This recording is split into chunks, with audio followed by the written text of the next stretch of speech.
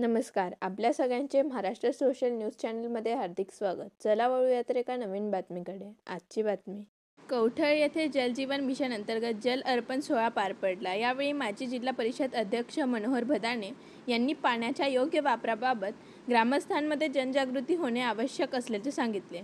कार्यक्रमात माजी सभापती रामकृष्ण खलाणे यांनी जल जीवन मिशनमुळे ग्रामीण भागातील पाणी प्रश्न सुटण्यास मदत होत असल्याचे म्हटले. यावेळी अधिकारी, पदाधिकारी आणि ग्रामस्थ उपस्थित होते. ग्रामीण भागाच्या लोकांना पटलेलं आहे आणि हे जो केटीवेअर ज्यावेळेला तयार करायला दिलं त्यावेळेला दोन्ही केटीवेअर मध्ये पाणी कसं थांबेल याच्यासाठी अण्णासाहेबांनी म्हणजे मी स्वतः त्यावेळेला कॉन्ट्रॅक्टरला सांगितलं कोणाला 1 रुपया देऊ नको, पण चांगलं काम करून द्या आम्हाला, जेणेकरून इथे पाणी थांबू शकतं.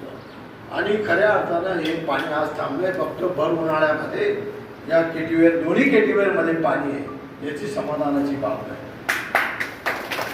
मित्रांनो, ग्रामीण भागामध्ये पिण्याच्या पाण्यापासून अनेक रोग तयार होतात. आपण बघतो पाण्यामुळे इतके डिसीज होतात, ते जवळजवळ वर्षाला भारतामध्ये 28 लाख लोक नुसत्या खराब पाण्यामुळे मरतात.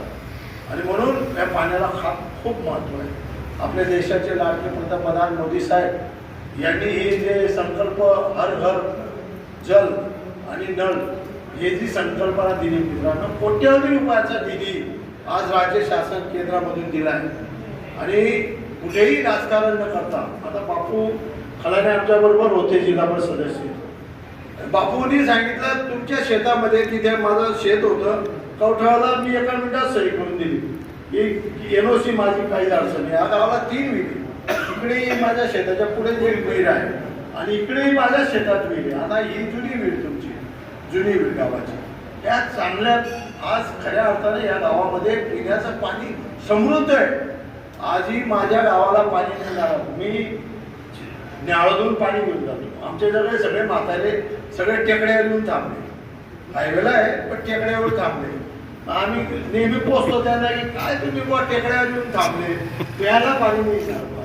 मी न्याळातून पाणी घेऊन गेलो. न्याळाचं केटीवेअरचं काम चाललंय आता. बातमी आवडल्यास चॅनलला लाईक व सबस्क्राईब करा व दररोज अशा नवनवीन बातम्या पाहण्यासाठी चॅनलला फॉलो करा. धन्यवाद.